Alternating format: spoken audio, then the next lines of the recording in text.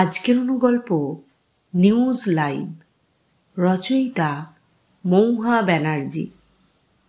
বিধ্বংসী বন্যায় ভেসে গেছে সব, দেখুন কি অবস্থা চারপাশের, তিস্তার জল ভাসিয়ে নিয়ে গেছে সব। পাশের ঘর থেকে টুবাইয়ের কানে আসছে এই কথাগুলো। মা, দাদু, ঠাম সবাই উদ্বিগ্ন মুখে টিভির সামনে বসে। নিউজ অ্যাঙ্কর ছেলেটি গলার শিরা ফুলিয়ে চোখ বড় বড় করে কাদা পায়ে ভাঙা সড়কটির একপাশে দাঁড়িয়ে এক নাগাড়ে এই কথাগুলো বলে চলেছেন। চারপাশে কিছু পাথর ইতস্তত ছড়িয়ে আছে। একটু দূরে রাস্তার একপাশে কয়েকটা ভাঙাচোরা গাড়ি পড়ে আছে। ভালো করে দেখলে বোঝা যাবে গাড়িগুলো খুব পুরনো। স্থানীয় লোকেরা কৌতূহলী চোখে সাংবাদিকের আশেপাশে দাঁড়িয়ে 2 মিনিট ধরেই একই কথা বলার পর একবার করে বলে উঠছেন, উত্তরবঙ্গের এই ডিজাস্টারের খবর একমাত্র আমরাই দেখাচ্ছি লাইভ। সবার আগে আমাদের চ্যানেল 22 পৌঁছে গেছে ঘটনাস্থলে। দুর্ঘটনার পরবর্তী আপডেট পেতে সঙ্গে থাকুন 22 ঘন্টা। প্রায় 1 ঘন্টা ধরে এই একই কথা শুনতে শুনতে বিরক্ত।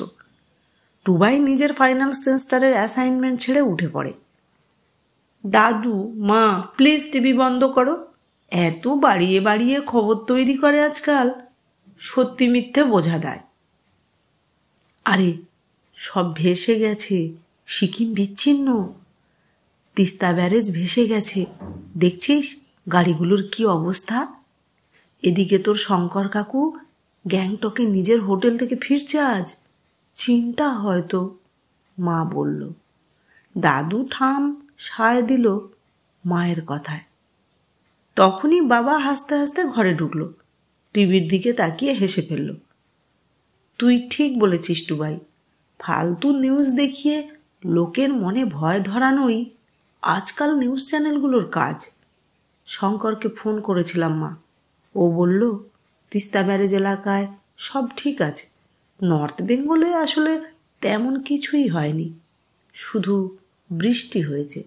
নর্থ সিকিমের পথ কেবল ভেঙে পড়েছে, পর্যটকেরাও নিরাপদে আছে। তার কথায় সবার মুখে হাসি। এবার টুবাই চেঁচিয়ে উঠল, বাবা দেখো ওই গাড়িগুলো। গত বছর শঙ্কর কাকুর সাথে বেড়াতে গিয়েই টুবাই দেখেছে সরকার থেকে ওই জায়গায় পুরনো ভাঙা গাড়ি ডাম্প করা হয়। আজ সেইগুলোই বন্যার ভয়াবহতা বোঝাতে নিউজ চ্যানেলের তুরুপের তাস। সমস্যারে হাসির ভেতর টুবাইয়ের দাদু টিভি বন্ধ করে দিলেন।